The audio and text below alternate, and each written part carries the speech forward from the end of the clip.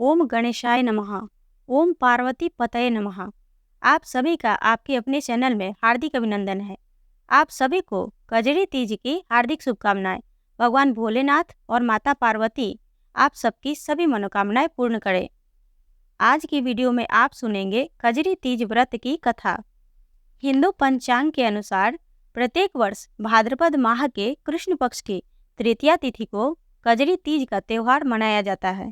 कजरी तीज को सातुरी तीज, सतवा तीज, कजली तीज, बड़ी तीज तथा बूढ़ी तीज आदि नामों से जाना जाता है।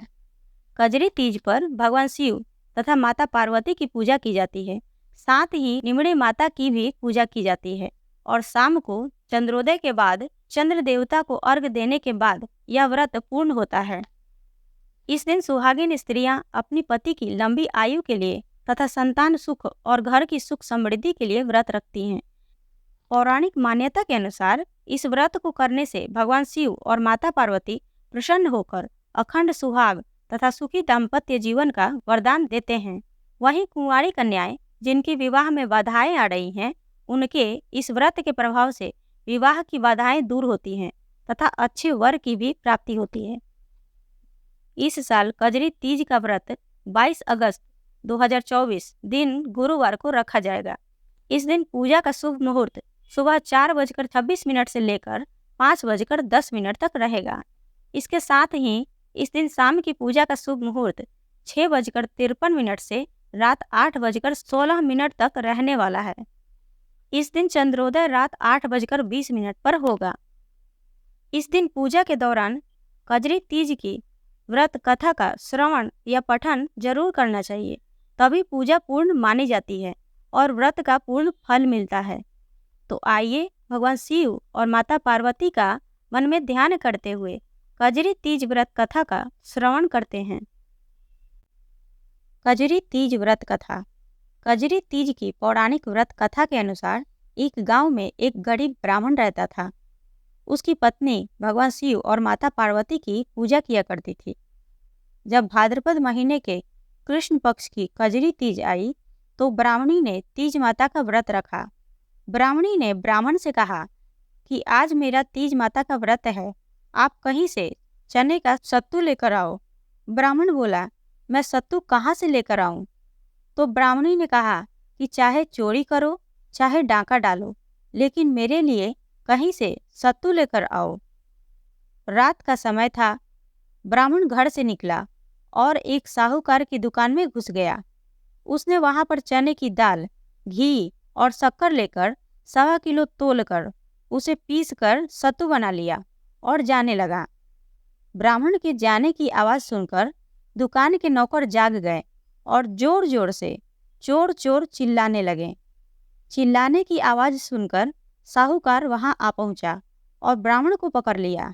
तब ब्राह्मण बोला, मैं चोर नहीं हूँ, मैं एक गरीब ब्राह्मण हूँ। मेरी पत्नी का आज तीज माता का व्रत है, इसलिए मैं सिर्फ यहाँ 1.25 किलो का सत्तू बनाकर ले जा रहा था। साहूकार को ब्राह्मण की बातों पर विश्वास नहीं हुआ। साहूकार ने उसकी तलाशी ली। साहूकार को ब्राह्मण के पास से 1.25 किलो सत्तू के अलावा कुछ भी नहीं मिला। साहूकार हैरान हो गया। उधर चांद निकल आया था और ब्राह्मणी ब्राह्मण के सत्तू लेकर आने का इंतजार कर रही थी। इधर साहूकार ने ब्राह्मण से कहा कि आज से तुम्हारी पत्नी को मैं अपनी धर्म बहन मानूंगा। उसने ब्राह्मण को सत्तू, गहने, रुपये, मेहंदी, लच्छा और बहुत सारा धन देकर ठाठ से विदा किया। सबने मिलकर कजरी माता की पूजा की। जिस तरह भगवान शिव और माता पार्वती ने ब्राह्मण और ब्राह्मणी के दिन फेरे, वैसे सबके दिन फिरे। कजरी माता और भगवान शिव की कृपा सब पर हो। इस प्रकार कजरी तीज की पहली कथा पूर्ण हुई। प्रेम से बोलिए तीज माता की जय, भगवान भोलेनाथ की जय, माता पार्वती की जय। और आइए अब सुनते हैं निमड़ी माता की कहानी। एक बहुत ही धनवान सेठ सेठानी थे, लेकिन उनकी कोई संतान नहीं थी। इसलिए सेठानी ने भादों की कजरी यानी बड़ी तीज का व्रत किया और निमड़ी माता से प्रार्थना करके कहा कि अगर उसे संतान हो जाए तो वह उन्हें 100 मन का सत्तू चढ़ाएगी।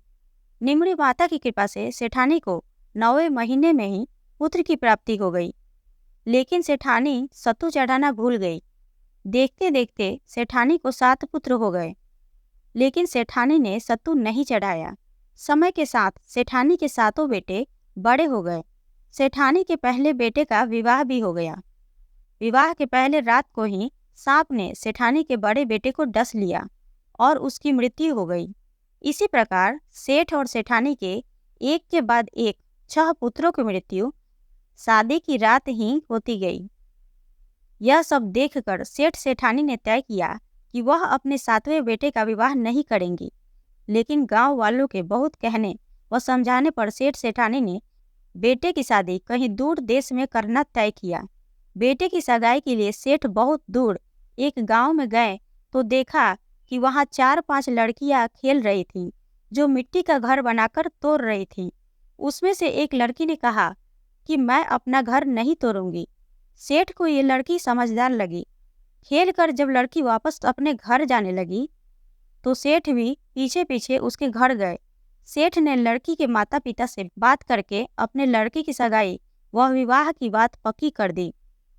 इसके बाद घर आकर सेठ जी ने शादी की तैयारी करके वह अपने बेटे की बारात लेकर गए और बेटे की शादी उस लड़की के साथ करवा दी। इस तरह सेठ जी के 7वें बेटे की शादी भी हो गई। जब बारात विदा हुई तब लंबा सफर था और उस दिन कजरी तीज भी था। इसलिए लड़की की माँ ने लड़की से कहा कि वह सत्तू व सीख दे रही है। रास्ते में कहीं पर नीम का पेड़ दिखे तो वहीं रुककर शाम को निमड़ी माता का पूजा करना, निमड़ी माता की कहानी सुनना और सत्तू चढ़ाकर इसे खाना और सासू माँ के लिए भी लेकर जाना। रास्ते में लड़की के ससुर ने बहू को खाने के लिए कहा तो वह बोली, पिताजी आज मेरा कजरी तीज का उपवास है। आज मैं शाम को निमड़ी माता का पूजन करके निमड़ी माता की कहानी सुनकर ही भोजन करूंगी। तब एक कुएं के पास एक नीम का पेड़ यानी निमड़ी नजर आई तो सेठ जी ने गाड़ी रोक दी। बहू निमड़ी माता की पूजा करने लगी तो निमड़ी माता पीछे हट गईं। बहू ने पूछा, हे माता, आप नाराज क्यों हैं? आप पीछे क्यों हट रही हैं? तब निमड़ी माता ने उसकी सास की सारी कहानी उसे बताई।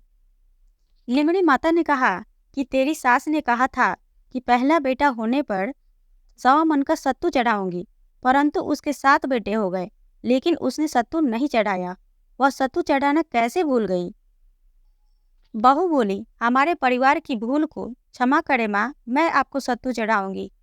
कृपया करके मेरे सारे जेठ को वापस कर दें और मुझे अपना पूजन करने दीजिए। निमड़ी माता नववधू की भक्ति व श्रद्धा देखकर प्रसन्न हो गई। तब बहू ने निमड़ी माता का पूजन किया और चंद्रमा को अर्घ्य दिया। फिर सत्तू पीस लिया और कल्पना करके ससुर जी को दिया। प्रातः होने पर बारात अपने नगर लौट आई। बहू के ससुराल में प्रवेश करते ही उसके सारे जेठ प्रकट हो गए। तब सास बहू के पैर पकड़कर धन्यवाद देने लगी। बहू ने सारी कहानी सास को बताई। बहू बोली, हे सासू माँ, आपने निमड़ी माता से पुत्र प्राप्ति होने के बाद 100 मन सत्तू चढ़ाने की बात कही थी, परंतु आपके 7 पुत्र होने के बाद भी आपने निमड़ी माता को सत्तू नहीं चढ़ाया, इसलिए वह क्रोधित हो गई हैं। अपनी भूल का सुधार करें माँ और निमड़ी माता को सत्तू चढ़ाएं।